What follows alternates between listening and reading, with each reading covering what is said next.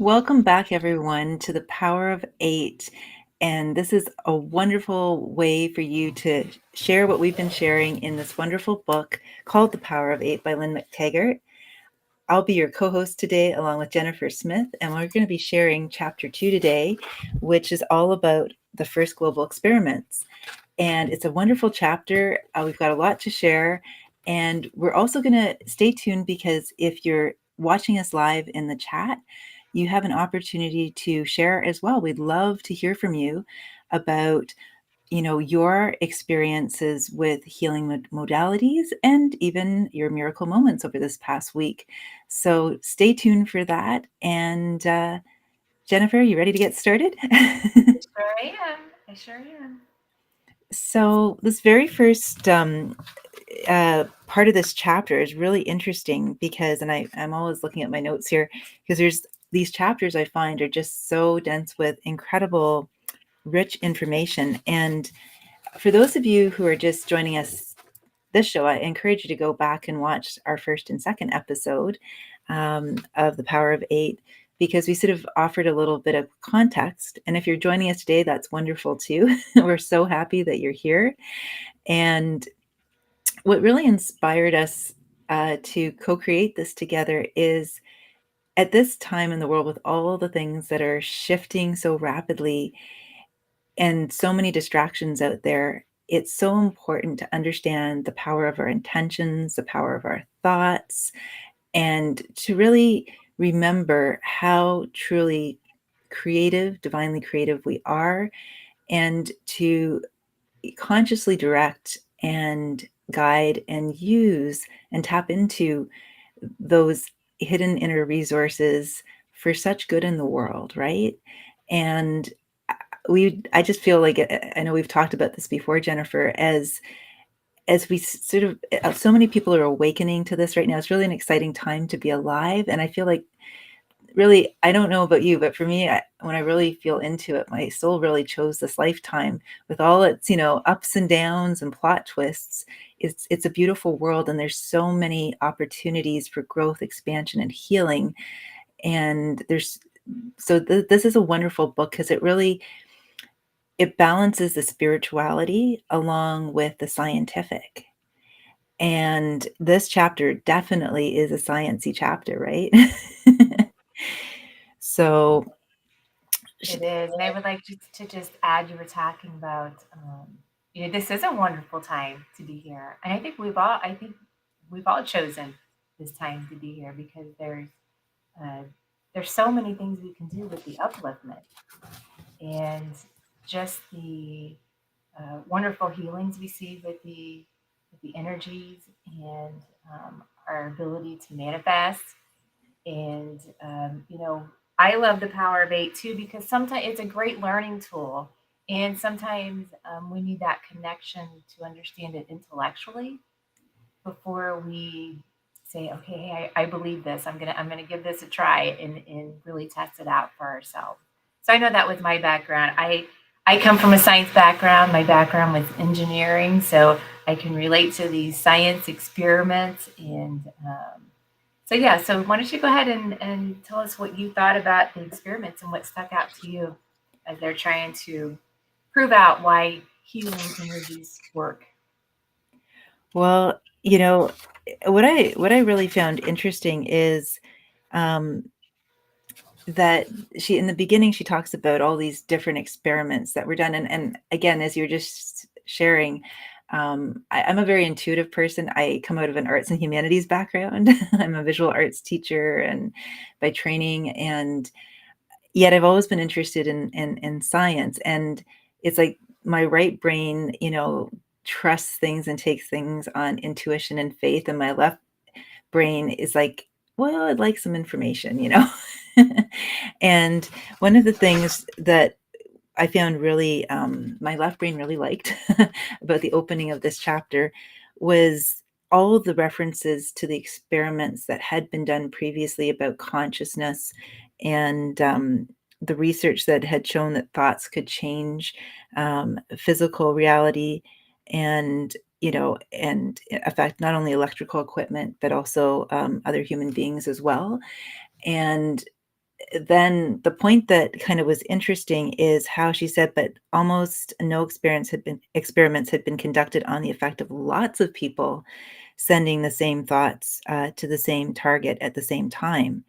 And so I found it really reassuring, to just know that to just read about all these experiments that have been done. Like, she gives a really nice succinct synopsis, and how highly educated and even science backed a lot of these experiments were, because I feel like there's a lot of noise in the outer world right now, and to be frank, there's a lot of negativity, right, spinning around, and there's a lot of, drama, trauma, VPR, telenovela, like, stuff floating in the ethers.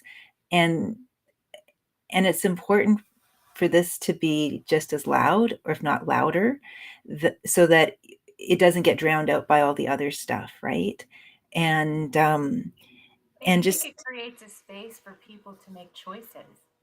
Okay, I well like then that. where do you want to pay attention to, and what choices do you want to make, and which way do you want to expand? Do you want to expand more towards the positivity and the upliftment of the world, or where do you want to pay your attention to and your intentions to? Because that's really how you create your life, right?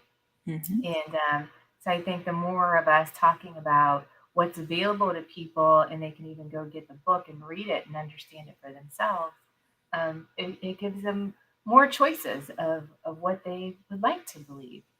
That's so true. And it's true. Like that point about focus, we keep coming back to it because it's so essential, right? It's that gap or gain, right?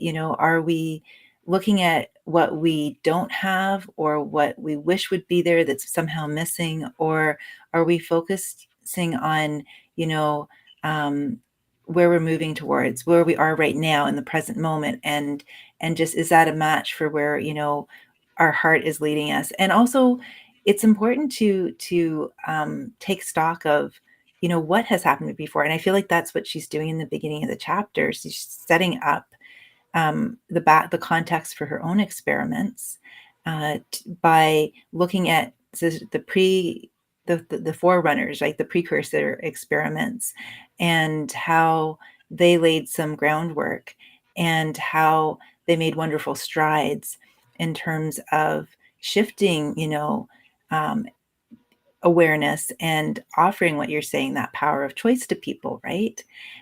So that if there's any, I guess, skeptical or doubting aspect of the mind that wants to say, no, that's fluffy bunny, here's, like, and I'm going to just share an example, because there might be someone out there listening right now who's like, okay, let's get specific here. What's she talking about?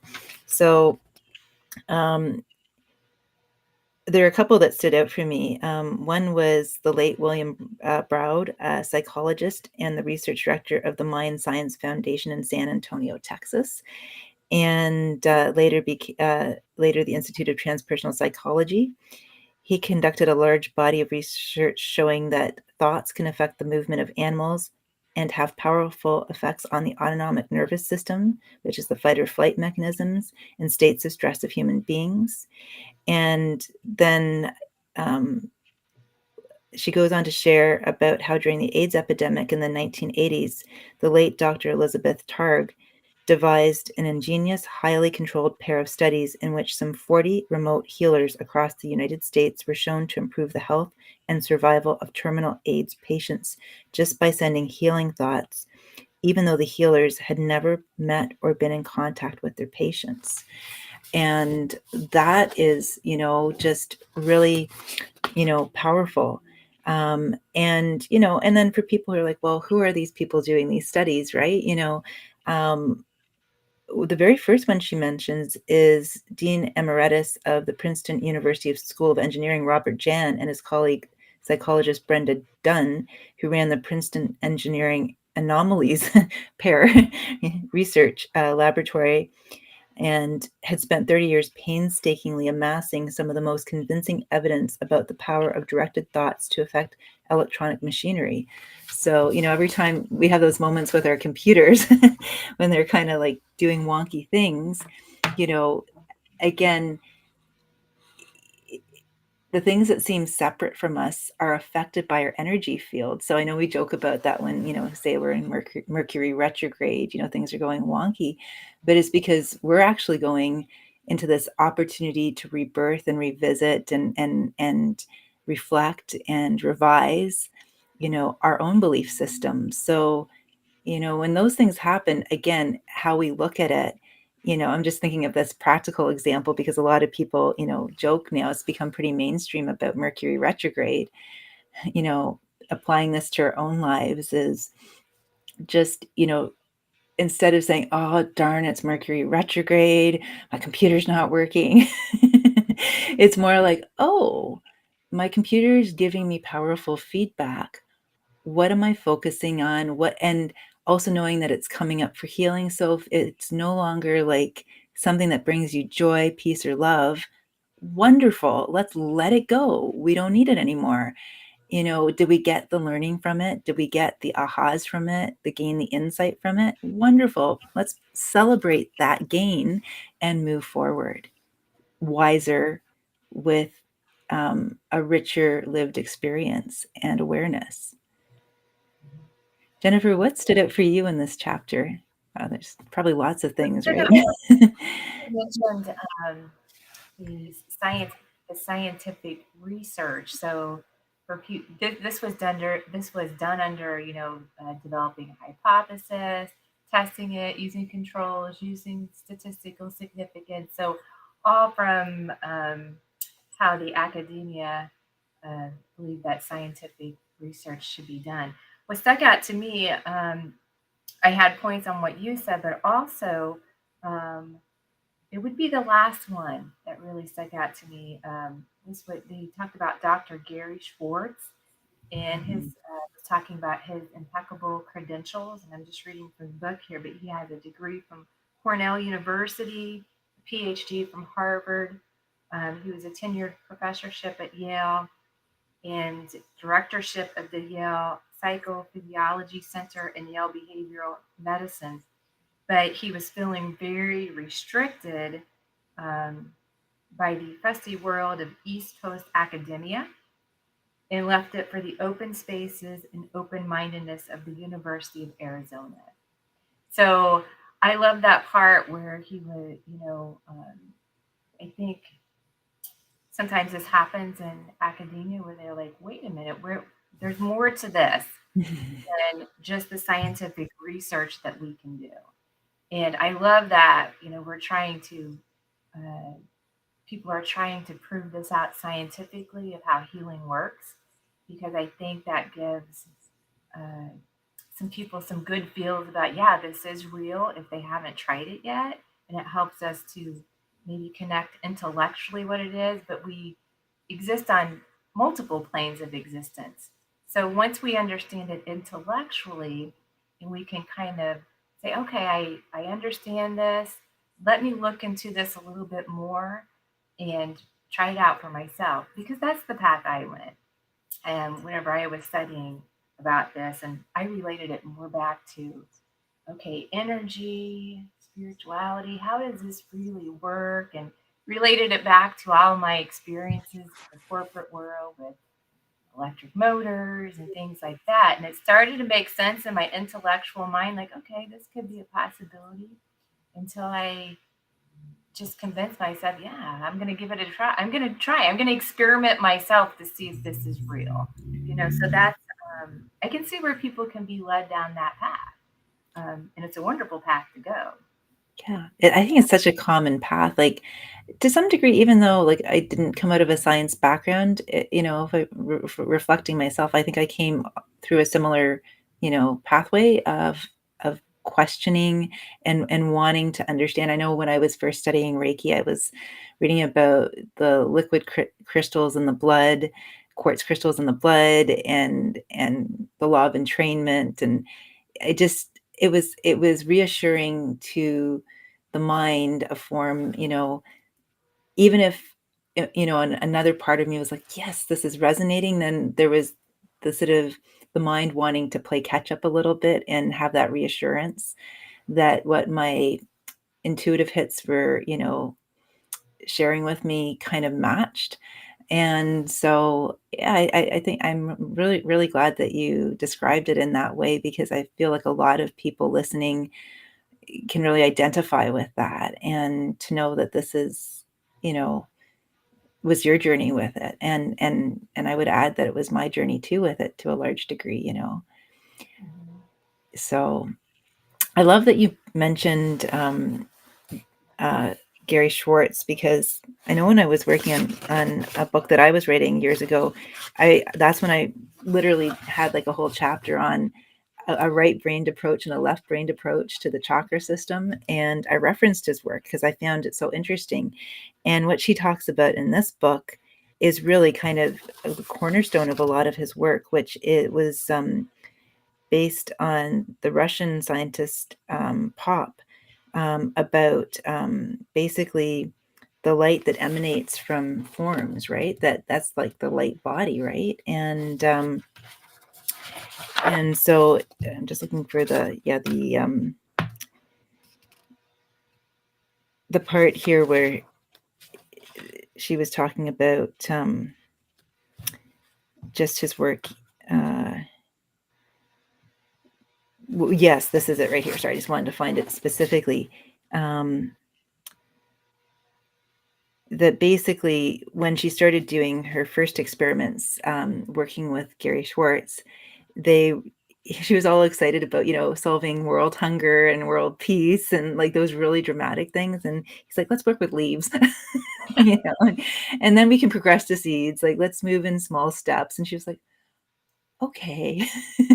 It felt like, from the way he was all excited and pumped up, because that's the beautiful thing. You see the possibilities in all of this work, right? It's exciting, and it restores a lot of hope too, which I think is one of the reasons why I think we were both drawn to this book, if I may be so bold as to, I don't want to speak for you, but just because hope is quintessential right now, and it goes even beyond hope, and you can call it faith, whatever you call it. It's just seeing beyond what seems to be most real, and trusting that there's more than what the eye is sometimes revealing to us, right? And in terms of possibilities, right? Because we see based on our perceptions, and so what I love about scientists too is they're always looking to test those perceptions and look outside the edges of that. So um, there's a quote here where she was saying, in working together with him, for our results to achieve true statistical significance, we needed more than 30 points of comparison between the two leaves, or what scientists call data points. And I just wanted to share this little section too, because I feel like for any of those people out there who think, I want to believe this because it sounds juicy good. And at the same time, there's a part of me that's like, well, how rigorous were the experiments? Were they just setting up a couple of water glasses and, kumbayaing, that kind of thing. Like, I don't mean to, I get it, because when something touches our heart in a profound way and it lights us up, we have this thing called the negativity bias in our brains that can sometimes kick in. And uh, Jennifer, I'm trusting you're still there. I think your screen Yeah. froze. You're still there. Okay, just checking. So that's what I like about what she's sharing here, is that I want to share this with everyone right now, because I think it's, again, building on what we've already been sharing. And she goes on to say that managing that, and even a rudimentary experiment like ours, would nevertheless require a painstaking 50-step protocol followed by Gary's young lab technician, Mark Boccuzzi. Mark would select 2 geranium leaves, identical in size and number of light emissions, and then puncture each leaf 16 times in a 1.6 inch by 1.6 inch grid, a process that would take several hours of preparation. The plan was for Mark to place both leaves under his digital cameras, send the images to Peter, our first intention experiment webmaster, and then stand by waiting for the signal that our group intention was finished, at which point he would use the CCD camera to photograph each leaf. And she said, originally we planned to have our participants attempt to lower the light emissions, which I thought was interesting, as we had in the POP experiment. But the healthy light, this is what I thought was interesting, the healthy light of a living organism defies common sense. The lower the level of the light in the main, the healthier the organism. I began to think that our participants would naturally feel prompted to increase the light rather than decrease it. Right before the experiment, Gary and I decided to reverse the instruction in order to increase the leaf's light emissions. I wasn't thrilled about this experimental protocol. When you deliberately increase something's light, you actually are stressing it out. So essentially, our entire experiment was to be an exercise in, you know, um, you know, kind of she felt like it was injuring a living thing, even if it was just one leaf about to drop off a plant. Um, but it's really interesting how, you know, the amount of thought and attention and detail that went into these experiments, and how basically, you know, it just because, like, maybe I should have backed up a little bit about the pop experiment. I don't know if you want to add anything there. I was looking for that part earlier, and I think I jumped ahead to this part, but it's just about how there's literally this light field around organisms, and that's what Pop first discovered. I think when he was doing research for cancer, that there's this light emission that can be measured with sensitive measuring devices, and Yeah. that opened up a lot of possibilities, and then um, a lot of it became widely accepted actually by Well, scientists. I think science has proved out quite a bit to help people. Even Kirlian photography, that was developed from Russia also, right? That was that in the 50s when that came out? It's been a long time, but that was showing that, that we are emitting energy. You could see the energy around people, around plants, around animals, really around any living thing. So science has been able to help prove that, some of the things we're saying are indeed true. Um, I think it's going to be a while before they can prove everything out. Be great if they could, but I feel like that they are making some strides. I always feel like science is always going to lag behind spirituality and belief. Always. That's what I think. That's what I have seen. So, Yeah.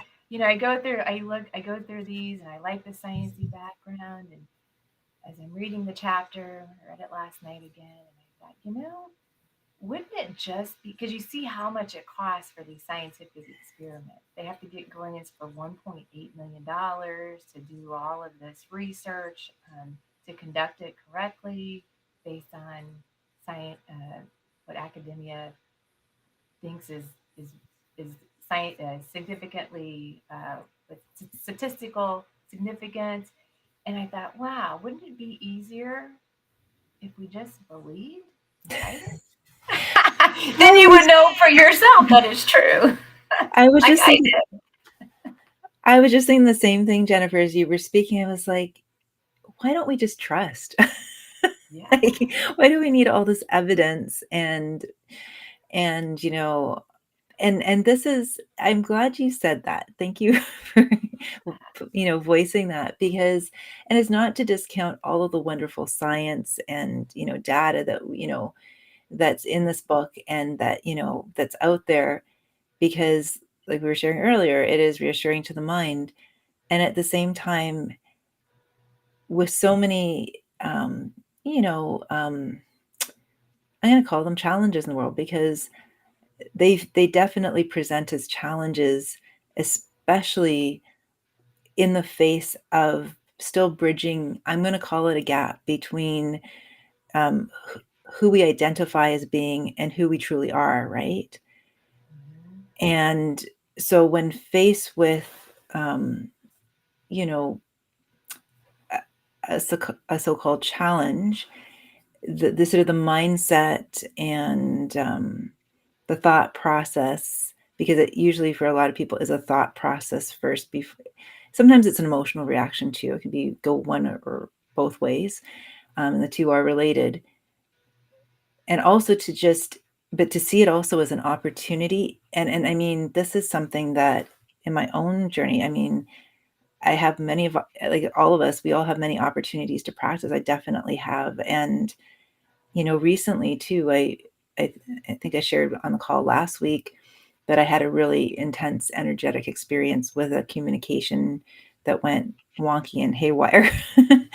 And for the first time ever, like, focusing more on learning from past experiences and really being present in the moment, I really tapped into that sense of neutrality, that sense of being able to have both compassion, like to trust that what I was feeling inside, and this is more, I'm not talking about emotion here. What I'm talking about is just sensing that the energy felt really wonky, is I guess the only way I can describe it. Like it didn't bring me joy.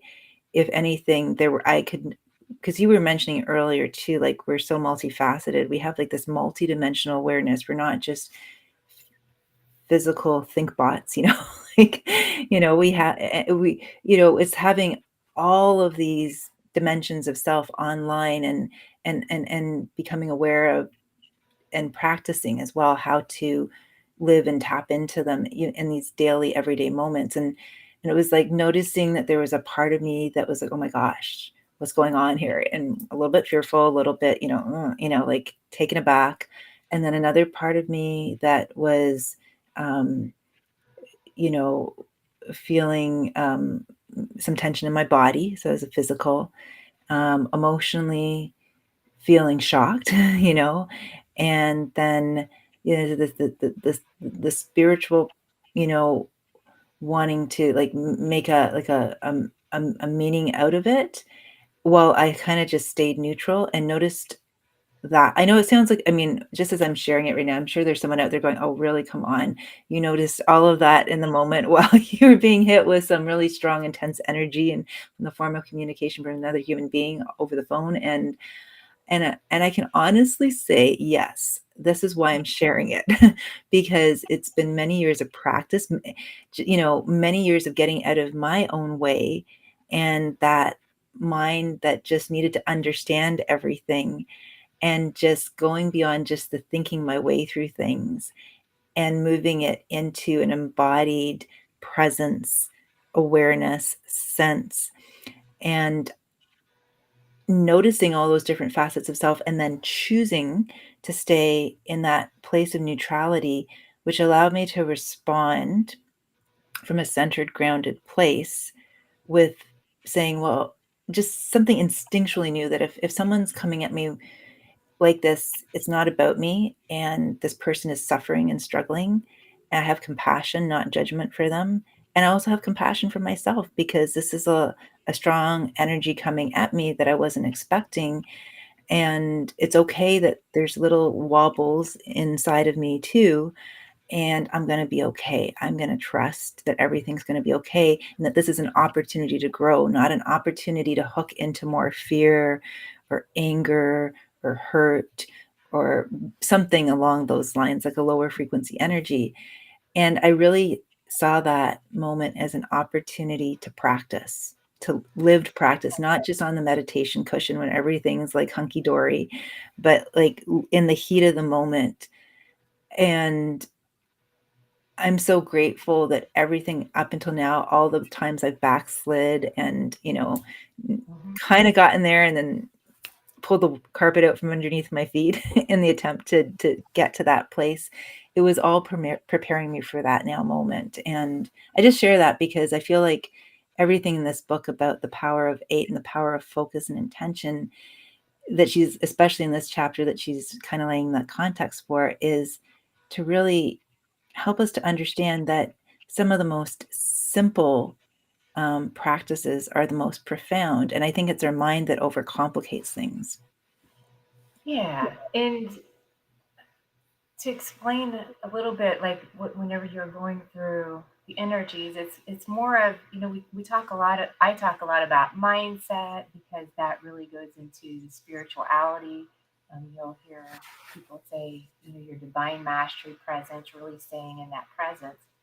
And so in your situation last week, where someone had this emotional outburst, right, towards you, um, and if that has happened, I'm sure to all of us at some point, You can allow that energy, that emotional outburst that's coming towards you.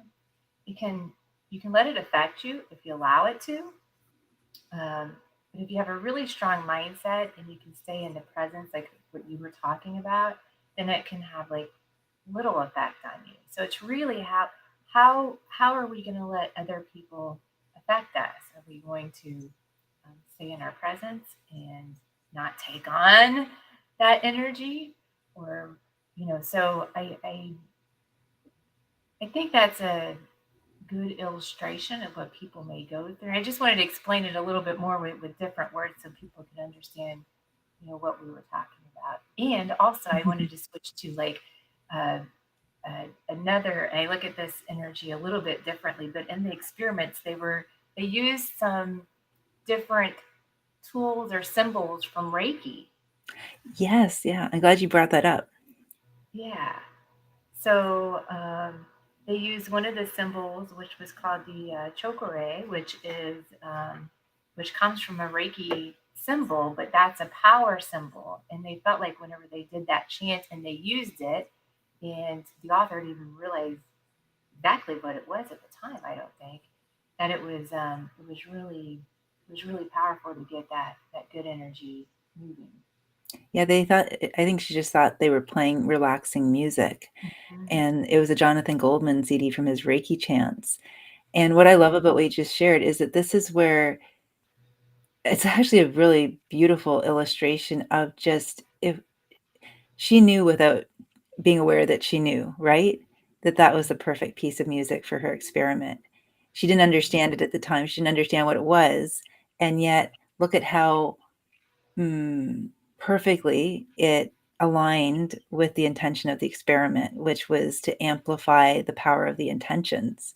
Mhm. And so you can't make this stuff up. And I think those are the moments where you just have to stand back and see there's an elegance to the universe and an elegance to and smile at ourselves, just lovingly sort of, grin and smile at ourselves and say, well, it was in there all along. You knew that was the perfect music. You didn't understand it, and something guided you to choose it. And, had you tried to figure out what the perfect piece of music would be, it might have taken you longer. You know what I mean? You might have to do research on that too. And at the same time, it was just, I'll look for a piece of music that's relaxing. So also with that, there's a feeling state. It's not just a mental state, which I know been talking a lot about that too, and she talks about in her book too, because it's not enough just to think the thoughts. You actually it really is like a unification of all those aspects of self. You wanna feel like you're centered and grounded in your body. You wanna have a sense of awareness of the sensations in your body. You want to focus on a feeling of gratitude and appreciation because that's a very high frequency energy. That's a whole other conversation we could talk about in another book we could read, about all the map of consciousness and David R. Hawkins and all the work he's done around, different frequencies of emotions and how they affect energy too. Um, and then the trust, the leap of faith, the trust, the surrendering, the need to know, and just being present, which is also part of the intention experiments, and the sort of the quieting the mind, the all the you know the editorializing and the questioning and just yeah, just having it. It's almost like I use this analogy sometimes. I'm not in the corporate world, so I don't know why I use this analogy, but maybe you can relate to it better because you were in the corporate world, right? But it's like sitting around. I guess we've had meetings and teaching too, right? I've been on committees, but like that boardroom meeting where it's like everyone's on the same page and everyone's working together in harmony, as opposed to some people are, you know, focused on the, whatever's being discussed, and other people are distracted and other people are just no people and other people are yes people. It's getting everything to flow and harmonize and like everyone to work together really well. Mhm. That's what it's Yeah. like inside of us, right? When she's doing these intention experiments, right? Yeah, and I think the intention experiments is quieting the mind that helps you get that connection to source, which helps with that energy to pull through because energy comes through us and out us. That's what we're filming with Curlian photography, with the light emissions, um, with with all these scientific things. And the quieting of the mind just allows that to for that connection to happen. And then the feeling, the gratitude and appreciation, which are really high frequency. And also, I think just really um, taking those intentions and kind of allowing it to flow through the heart area. And you just flow it out to the heart area with that intention.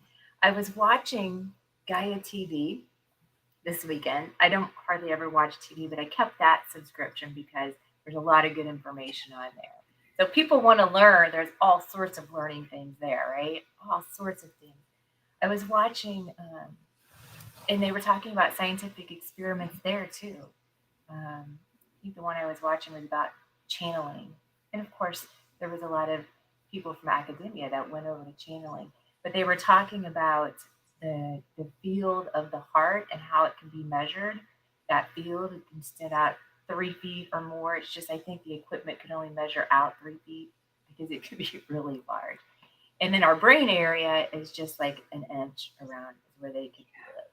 So it really shows where the true power comes from, and that's from our heart center area. Yeah.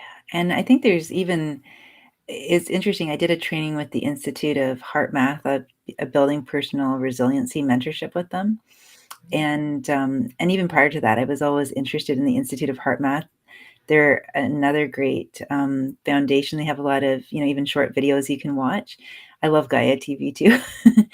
And it just made me think of it because they talk about the heart, the electromagnetic field of the heart. I believe it's 5,000 times stronger than that of the brain, and that they talk a lot about in the program that I was training in, heart brain coherence. And so really it is because if we're in a coherent state, that's what you're talking about with the channeling and the receiving the Mhm. divine guidance and being connected to an expanded source of information in the form of energy and impressions. And that is because we've got two major systems that inform a lot of other bodily systems in harmonious conversation. It's not the head dominating one other, like the heart, or it's this cooperation, this unification of these two systems. And so it's powerful stuff, right? Like You can feel that. You can feel that coherence, right? Whenever yes. you. Mhm.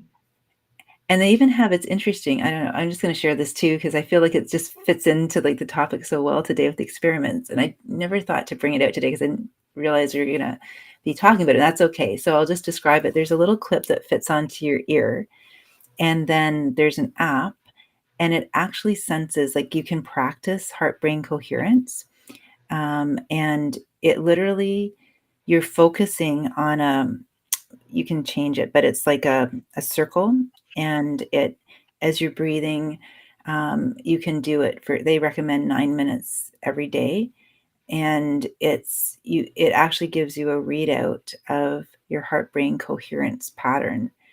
And so and the key is it's very basic, in terms of, and I say basic, it's like simple, it's not complex, but it's perfect. And at the same time, it's profound. It's the focusing on something you're grateful for and breathing slowly and intentionally, and just relaxing the mind. And it's amazing how it can literally measure those patterns. And I know they've used this to train EMS workers and people who work in emergency rooms and police officers to be able to respond rather than going into fight or flight in their nervous system when they're working in these types of jobs where there's a high degree of burnout and stress.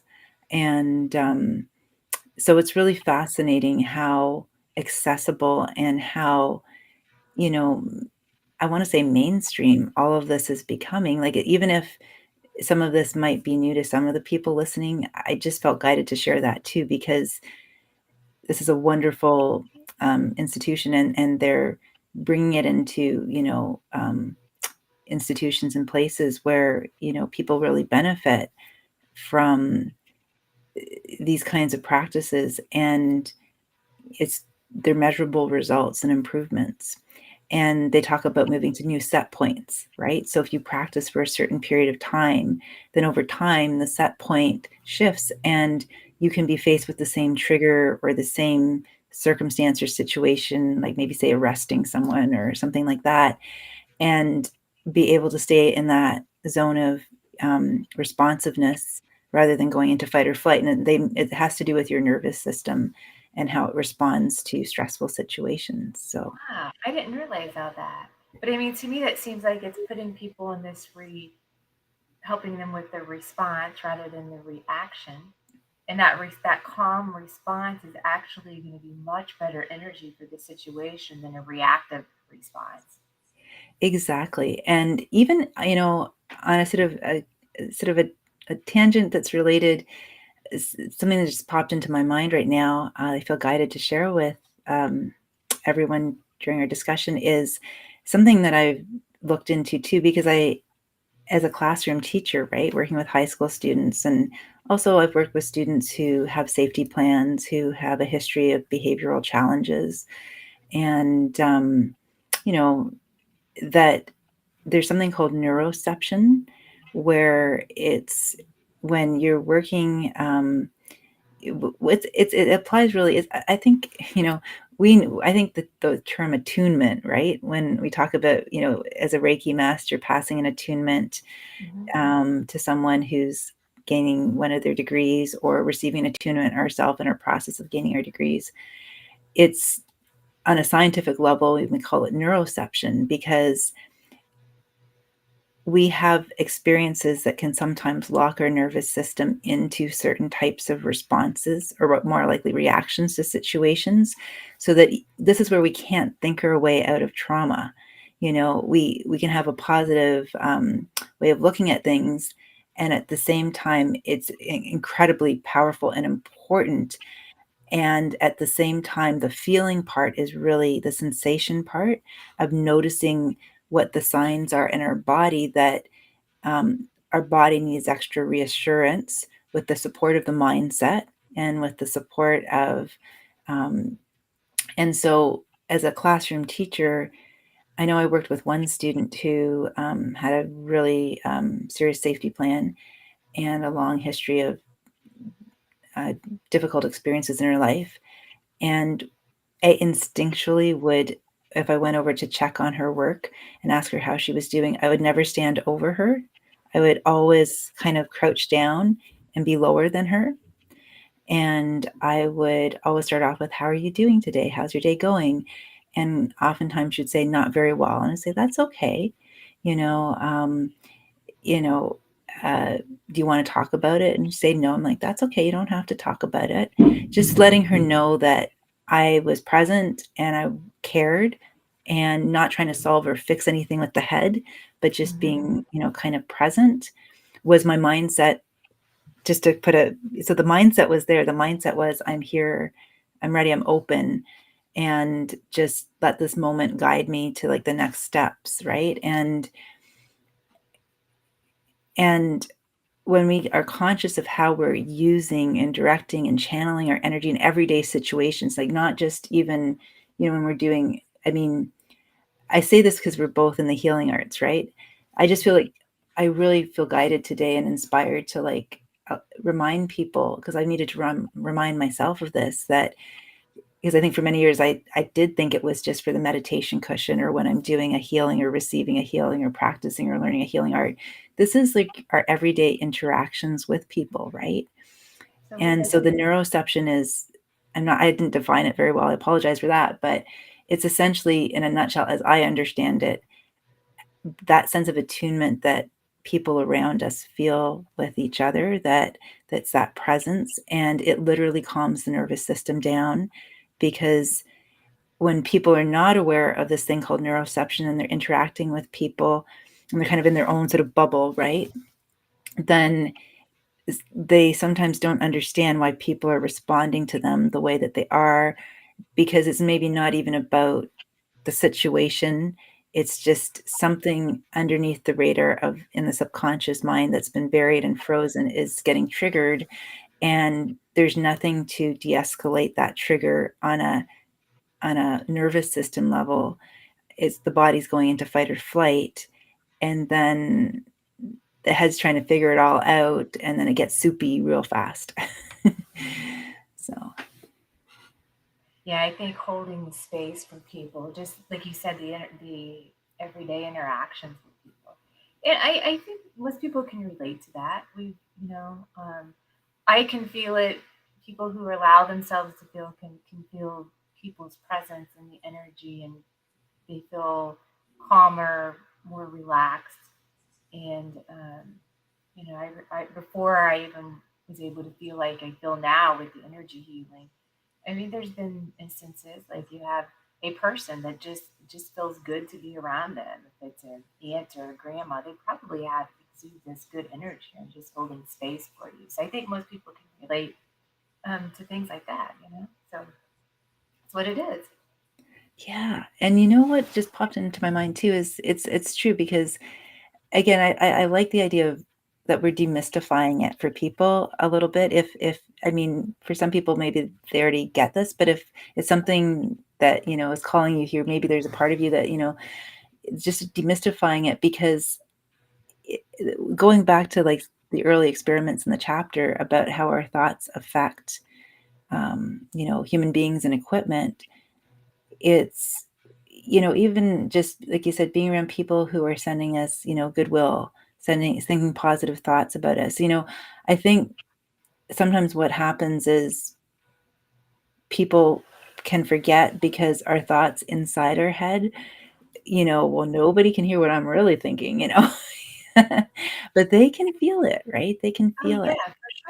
for sure. And Yeah, and that sometimes can be where we can create a lot of wonky energy too, because it's a classic scenario of someone stewing about something inside, and you can feel that something's off with a friend or a partner or a family member or a coworker, and you ask them how they're doing to show that you care and you're concerned, and also because you're fact checking your what you're picking up energetically too, and their response is, "I'm fine. Everything's okay. I'm fine." And it's basically they don't want to talk about it, but it's going on, and you just feel kind of uncomfortable around them, or you feel something's off, and it's kind of can feel very confusing, right? If also you get into that pattern of wanting to figure it out also, right? Because yes, that's where I feel like all of this kind of comes full circle, right? Because when we're not aware of how we're using our energy, or we think no one, sticks and stones might break my bones, but words will never hurt me. And the thoughts I think about, you know, anything, including other people in my life, won't affect them. It actually does. And it also affects us, because it affects how we see the world. It affects how, you know, how our own nervous system, reacts to situations and makes assumptions. And then there's a ripple effect in that way. Why not flip it around? Because she was sharing in the experiments too, when people are sending a target healing, that they're actually receiving a healing themselves. And, I know that from when you're doing Reiki also. yeah. I would like to say that I think the what affects us the most is our own thoughts to ourselves. You know, I think that is the number one effect on our lives. So, can other people pick up on our thoughts? Yeah, but like I don't believe that someone else's thoughts about me can do any harm to me. And maybe that's because I built my positive mindset. But my own thoughts, that's people's own thoughts to themselves, that inner dialogue, I think is so important because that's what's going to affect you the most. That's what's going to, I had to tell this story as, before I really started understanding this, and we always have more and more to learn, right? But I remember going to an event with people who were psychic, so they were very in tune with everything. So that really puts you in a different perspective, like walking into a room where everybody will be able to pick up on your thoughts. Think about, I really think more people are getting more uplifted and uplifted, and that's the point we're going to be at someday. So um, I don't know. I always think about that. Like, people can read my thoughts if they want to. I'm okay with that, you know, because you work yourself up into a mindset to just be positive. So, Yeah. Well, and the other thing too is like, I completely agree with you. Like when what I guess just to clarify what I meant about it is just like when you walk into a room and you feel something's off and someone's not clear with you, right?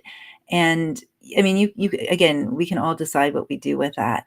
I'm just in my own experience now, I look at it very differently. I notice I see this drama, especially because I teach high school. So and so is thinking something about me. You know what I mean? And it's if we're not you know wanting to talk about it, but we're sending people not very. That's why conversely, if you're around, like I say, a grandmother or someone like that, and you're not identifying as a healer per se, but they're just sending love, they care, there's no anger being sent or whatever, then that person just feels really good to be around. So it's not that necessarily from a psychic point of view that we're able to read every single person's thoughts. And I feel like I know what you're saying too, like the clearer and cleaner we are, it doesn't matter if someone can read our thoughts, from that point of view. And at the same time, I also trust too that someone who is, you know, an intuitive, a psychic with integrity, first of all, doesn't want to go around and read everyone's thoughts because that they would be don't. invasive and that would be a boundary violation. And second of all, would ask permission first, right? Sure. So there's that. Actually, you just reminded me of something funny. I walked into one of the classrooms one day. I think it was a drama classroom. And this was interesting. This was like a little micro experiment that I was not expecting. I had an on-call. And after that, the drama teacher asked me if I would pop into his classroom for a moment. And on the way over to the classroom, he said, uh, pick a famous person or a movie or something like that. And I forget what I picked, but I picked something. And I'm like, why? And he's like, you'll see. And then I don't understand it. I just know that it worked. Then I see, this is kind of where I'm at now. It's like, I don't understand why it worked, but hey, cool, it worked. That's all I need to know. And so he didn't give me choices. It was completely random, sampled. I just came up with it. It was like a movie or a TV show. I can't remember. And I thought about it, and I didn't even tell him what it. No, I did. No, I didn't even tell him what it was. And then he did something like snapped his fingers a few times and clapped. It was like an unusual combination of things. And then together he asked the students, "What's she thinking?" And in unison, they all said the name of the show I was thinking. And he said, "That's telepathy 101." And I was like, "Oh, interesting. Cool." So the new earth is here. Yeah. More Yeah. than we maybe sometimes realize. Like people are really awakening at an interesting rate in places where you might least expect. Yeah. It's exciting. It's exciting for me. I love it. I love it. So we are already 55 minutes in. Oh my goodness, we should wrap this up. Well, thank you everyone so much for joining us today. And it's always a blessing and an honor to share this time together with you, Jennifer, and with everyone else who's either, caught this live or on the replay. And, I was checking the messages. I should have maybe asked people directly, if you had any comments. I didn't. We were so wrapped up in the conversation, which was so much fun. And because I know last week we had a few comments, so please stay tuned for next Wednesday at the same time, same channel, same channels, where we're going to be moving on to chapter 3, which is really exciting, virtual entanglement. And I feel like we actually created a little bit of a segue for that too. Everything we we're just talking about with telepathy and, sensing other people's thoughts and how we're all, not separate. We're very much interconnected. So stay tuned for that. I hope you'll join us for that episode. And, we would love to hear from you, what you're receiving from these, or, just your comments, your questions, your thoughts. And thank you for joining us. And we look forward to being with you next week. Lots of love and light. Be well.